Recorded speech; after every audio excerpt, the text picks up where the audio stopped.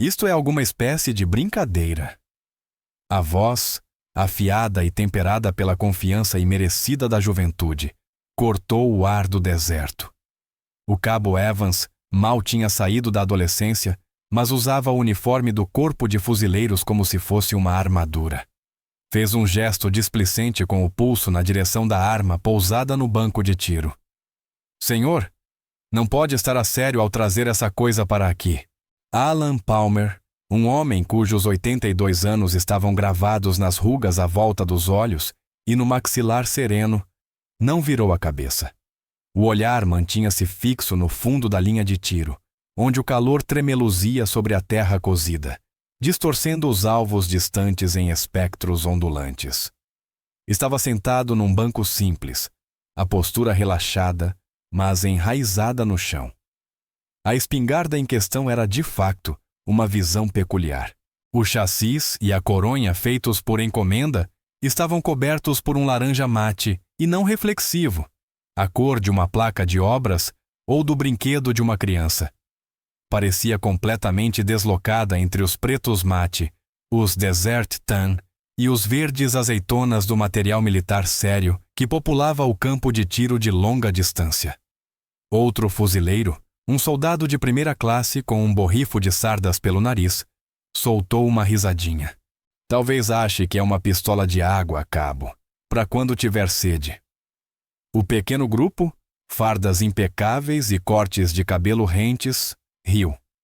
Eram a nova geração, mestres em miras digitais e calculadoras balísticas. Para eles, aquele velho e a sua arma berrante eram relíquias de uma era esquecida. Uma distração divertida antes de o treino a sério começar. Evans deu um passo mais, projetando sombra sobre a bancada de Alan. Vou ter de lhe pedir que arrume o equipamento, senhor. Esta é uma linha de fogo ativa para pessoal no ativo. Estamos a conduzir treino avançado de atiradores de elite. Apontou de novo para a espingarda laranja.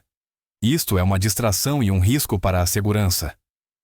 O tom era uma mistura ensaiada de autoridade e condescendência, o de um jovem que se sente no controle total da situação.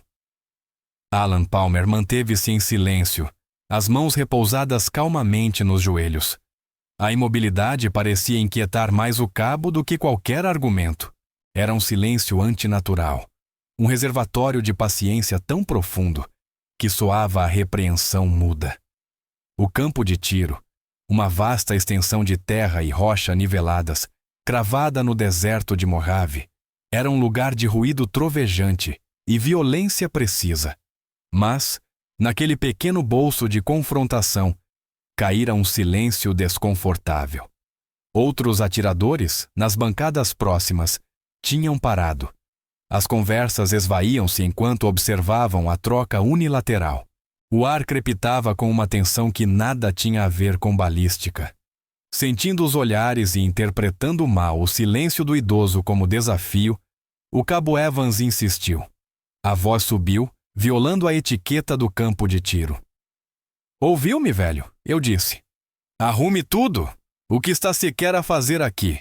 Isto não é a noite de bingo do VF Díblio. Inclinou-se, baixando a voz para um sussurro conspirativo que, ainda assim, foi audível para todos à volta. Provavelmente nem tem as credenciais adequadas para estar nesta instalação. Alan finalmente moveu-se. O gesto foi lento, deliberado, ao alcançar o simples saco de lona. Os fuzileiros retesaram-se, esperando que ele, enfim, obedecesse. Em vez disso, tirou numa carteira de couro gasta, daquelas que dobram sobre si mesmas, amaciadas por décadas de uso. Abriu-a e retirou um cartão plastificado, a sua autorização de acesso à base. Estendeu-o em silêncio. Evans arrebatou o cartão, olhou e tornou a olhar. Isto só pode estar caducado ou ser falso. Virou-o e revirou-o nas mãos como se esperasse que o plástico se dissolvesse e revelasse a fraude. No nome lia-se Palmer Alan J. E as credenciais, para sua visível frustração, estavam em ordem. Empurrou o cartão de volta para o velho. A incapacidade de encontrar um motivo legítimo para o expulsar só alimentou a irritação. Está bem, tem acesso, concedeu Evans, a voz tensa.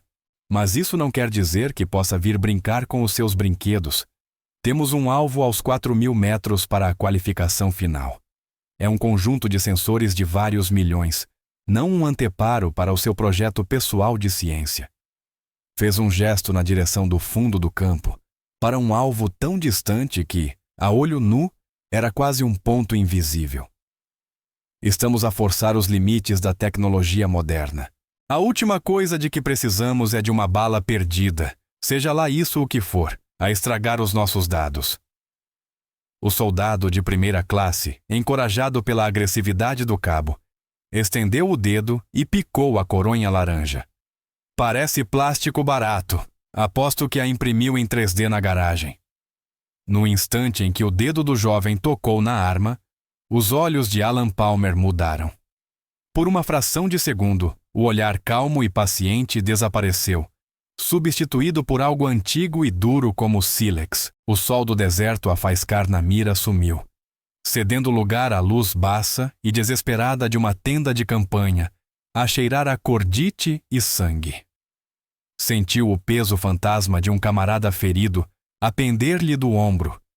Ouviu o bum-bum ritmado de morteiros a caminhar na sua direção. Uma voz de outro tempo, jovem e tensa, ecoou-lhe na mente. Eles vêm aí, Al.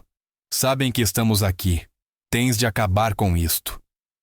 O laranja não era uma piada. Era para que o encontrassem, para que o helicóptero de resgate o pudesse ver no dossel da selva.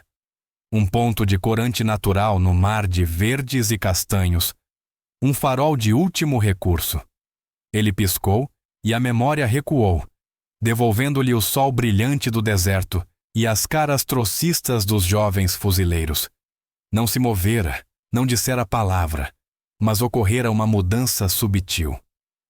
A dignidade silenciosa juntara-se agora a um gume, a sugestão da imensa gravidade que mantinha contida. Do outro lado do campo, junto à torre, um homem chamado Gunny Miller observava a cena. Era sargento mor reformado, a trabalhar agora como civil responsável pela segurança do campo. Já tinha visto ares de arrogância em jovens sargentos, mas aquilo era diferente. Não era só desrespeito, era o alvo desse desrespeito. O velho não era um típico amador. Havia economia no modo como se sentava, uma quietude profunda que falava de disciplina imensa.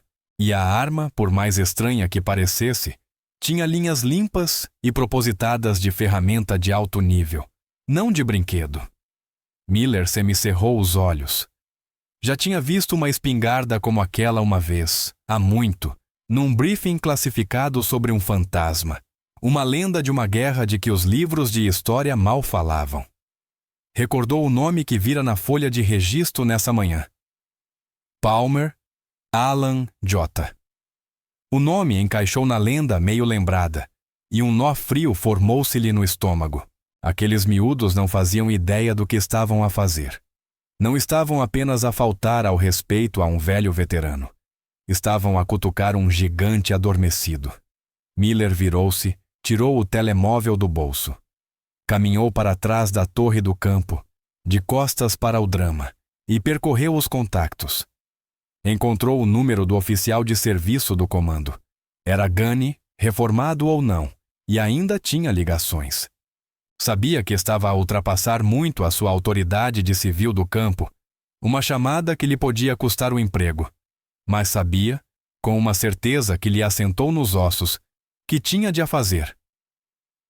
Tenente, disse quando a linha atendeu, a voz baixa e urgente. Daqui o Gunny Miller, no campo de tiro de longa distância. Tem uma situação que precisa de saber. Uns jovens fuzileiros do 1º Batalhão de Recon estão a dificultar a vida a um veterano. Estão prestes a cruzar uma linha. Grande. Questão de disciplina, Gunny? A voz do outro lado soou profissional, mas desinteressada. Isso não deveria ir pelo comando da companhia deles? Normalmente sim, tenente, disse Miller, a paciência a esvair-se. Mas o civil no nosso campo chama-se Alan Palmer. Seguiu-se uma pausa, só estática. Miller quase conseguia ouvir as engrenagens a girar na cabeça do jovem oficial. Palmer? Perguntou finalmente o tenente, como se o nome lhe soasse estranho. Devo conhecer esse nome? Suba isso na cadeia, tenente, insistiu Miller, a voz a endurecer. Rápido, e diga-lhes que é sobre a arma dele, a laranja. Desligou antes que o oficial pudesse fazer mais perguntas. Acendera o rastilho. Agora só podia esperar que a bomba não rebentasse na cara de todos.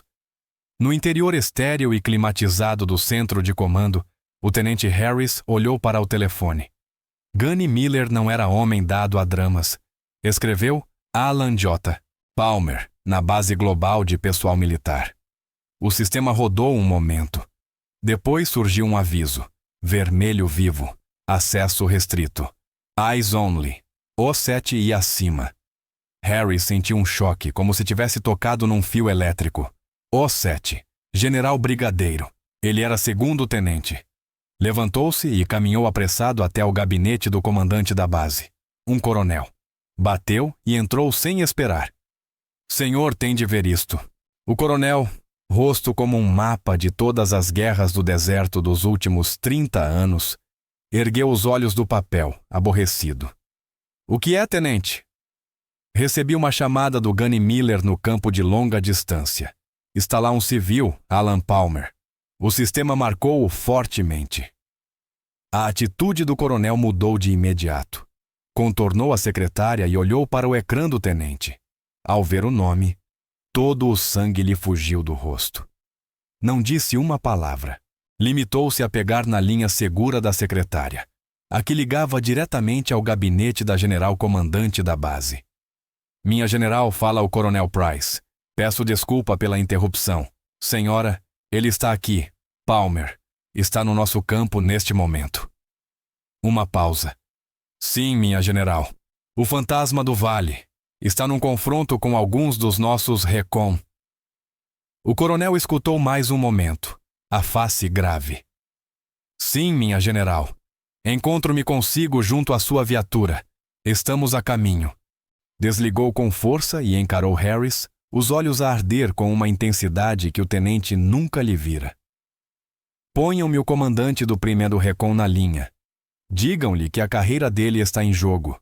Digam-lhe que a General Marcos está pessoalmente a caminho da localização dele e que Deus ajude os seus fuzileiros. De volta ao campo, a paciência do cabo Evans evaporara por completo. A recusa silenciosa do velho tornara-se insulto pessoal. A pequena multidão crescia e ele sentia a autoridade, a própria identidade como sargento fuzileiro, a ser desafiada por um octogenário com uma arma laranja ridícula. Tinha de acabar com aquilo. Pronto, chega. Acabou-se o pedir. Estalou, a voz a falhar de frustração. Está a representar um perigo para esta instalação e para os meus fuzileiros. Ordeno que desocupe imediatamente este ponto de tiro. Se não o fizer, mando detê-lo por invasão e obstrução de exercício de treino. Arranjamos-lhe uma bela avaliação psicológica. Talvez esteja confuso, velho. Talvez se tenha esquecido de onde está. Deu um passo ameaçador, estendendo a mão para o ombro de Alan, tencionando escoltá-lo fisicamente para longe da bancada. Não chegou a tocar-lhe. O som começou como um rugido baixo, uma vibração sentida nas solas das botas. Cresceu rapidamente até ao estrondo percussivo de múltiplos motores de alto desempenho levados ao limite. Todas as cabeças no campo viraram para a via de acesso principal. Uma nuvem de pó erguia-se ao céu, a perseguir um comboio de 3 SUVs pretos com matrículas do governo e uma viatura Humvee na dianteira. Aproximavam-se a uma velocidade assustadora. Não estavam apenas a conduzir, estavam a carregar. A coluna ignorou o parque principal, entrou diretamente no terreno nivelado do campo e derrapou até parar a poucos metros do confronto. O pó mal começara a assentar quando as portas se escancararam, e de lá saíram figuras com uma urgência disciplinada que fazia os jovens recon parecerem amadores. Do SUV da frente saiu o coronel Price, mas foi a figura que emergiu do lado do passageiro do segundo veículo que fez todas as mandíbulas caírem. A general brigadeira Marcos, uma mulher conhecida pela vontade de ferro e por um registro de combate lendário, pisou a terra. O uniforme imaculado, a única estrela a cintilar ao sol do deserto. Os olhos, agudos, inteligentes, varreram a cena, captando a postura arrogante do cabo Evans, as caras estupefatas dos seus homens e, por fim, detendo-se na figura serena e sentada de Alan Palmer. Ignorou todos os outros. Avançou em linha reta para o velho, passada firme e direta. Todo o campo caiu num silêncio absoluto. O único som era o estalar das botas sobre a gravilha e o tilintar dos motores a arrefecer. O cabo Evans ficou gelado, as mãos ainda suspensas no ar onde tencionara agarrar Alan. Olhou da general para o velho e de volta, incapaz de processar o que se passava. A general Marcos parou mesmo à frente de Alan Palmer. Não falou. Em vez disso, juntou os calcanhares com um estalo seco e levou os braços à posição do mais firme e respeitoso continência que Evans alguma vez vira. Não era a continência perfunctória a um superior. Era uma continência de respeito profundo, quase reverente, a que um guerreiro presta a uma lenda viva. Sr. Palmer, disse, a voz clara e forte, a atravessar o campo silencioso. É uma honra, senhor. Peço desculpa pela conduta dos meus fuzileiros. Ignoram quem estão a abordar. Manteve a continência, à espera. Alan Palmer ergueu-se devagar, com graça. Já não era tão alto como em tempos, mas ficou direito de um modo que desafiava os anos. Acenou ligeiramente em reconhecimento. Só então a general baixou o braço. Virou-se para o cabo Evans.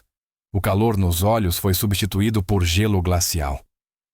Cabo, começou, a voz perigosamente baixa.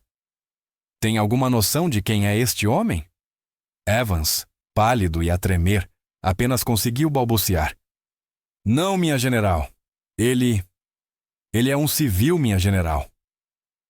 Um civil? A general soltou uma risada curta, sem humor.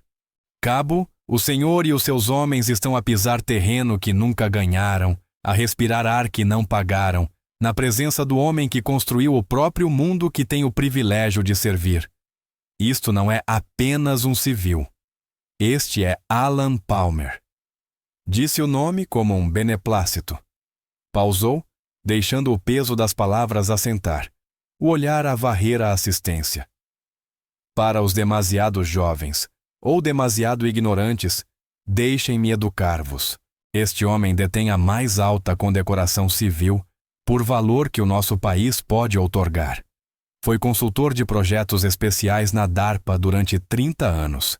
Antes disso, serviu em lugares que os vossos livros de história nem nomeiam.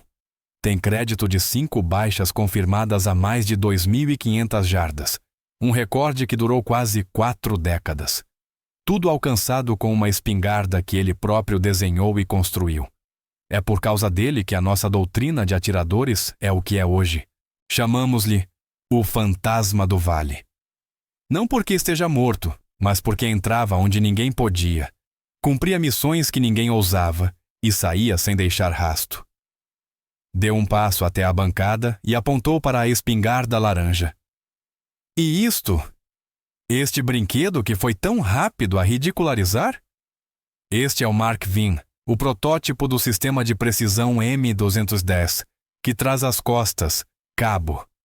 Só que este é melhor. Ele construiu-o numa base avançada, com peças reaproveitadas e um bloco de alumínio.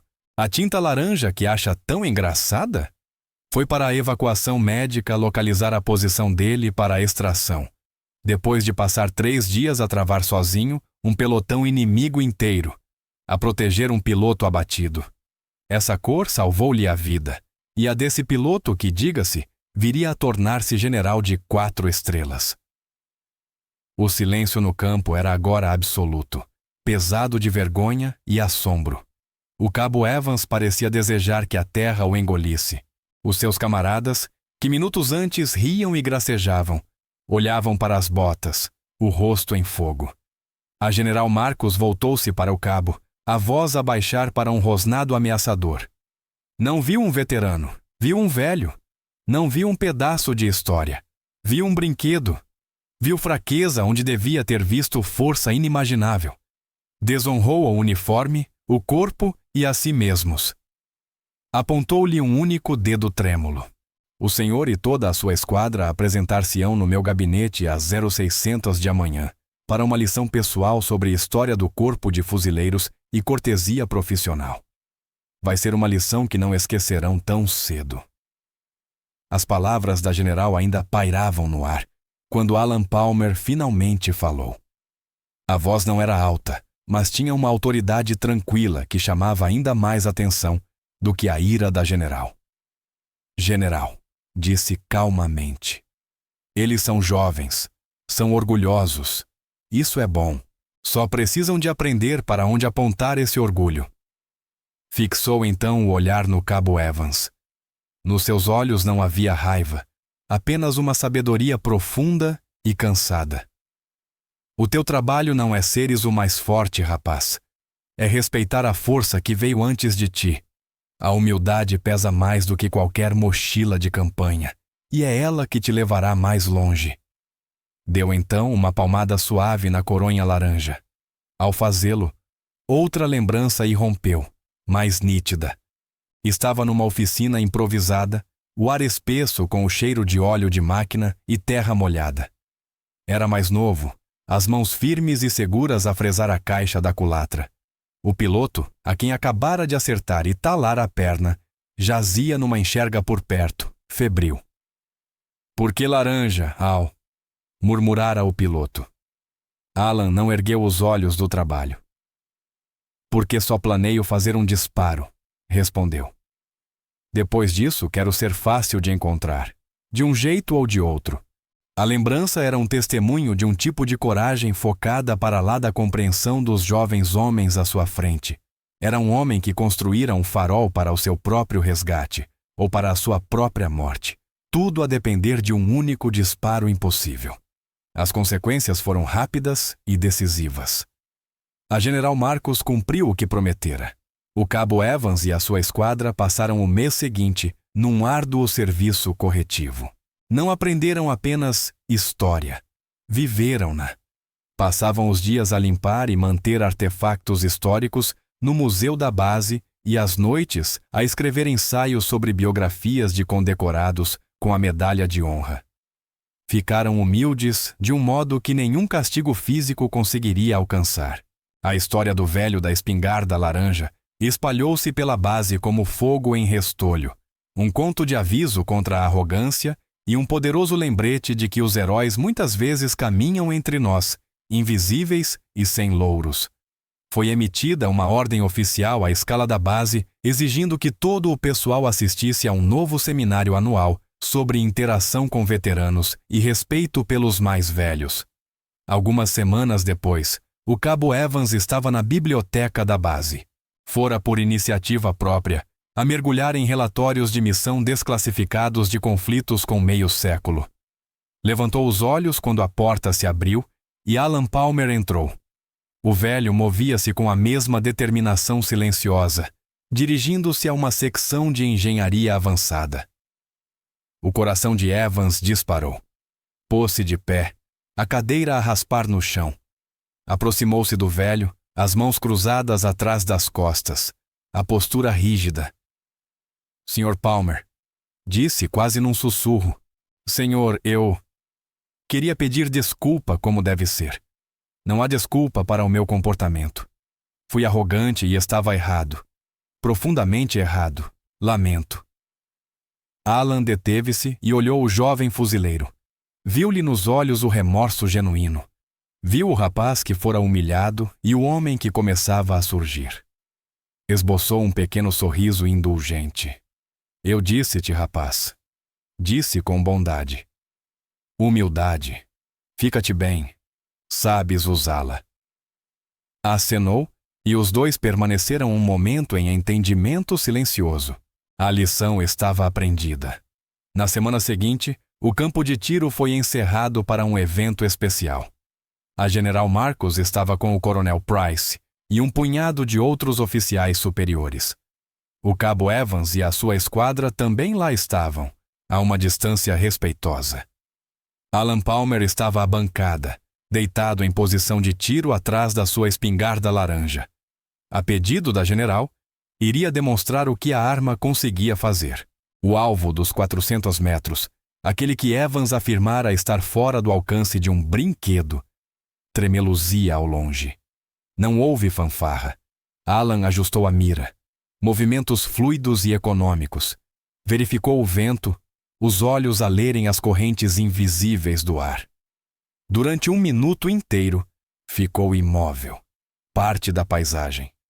Então, a arma estalou. Um estampido seco, quase anticlimático. Durante vários segundos, nada aconteceu. Depois, o pequeno ecrã ao lado da general acendeu.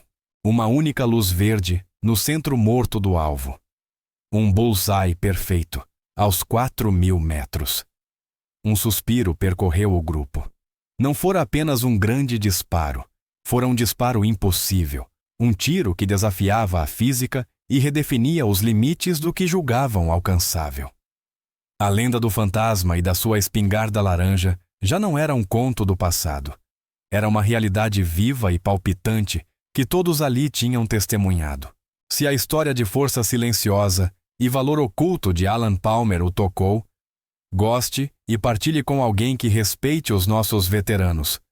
Subscreva para mais histórias dos heróis discretos que caminham entre nós. O seu apoio ajuda-nos a continuar a honrar o seu legado.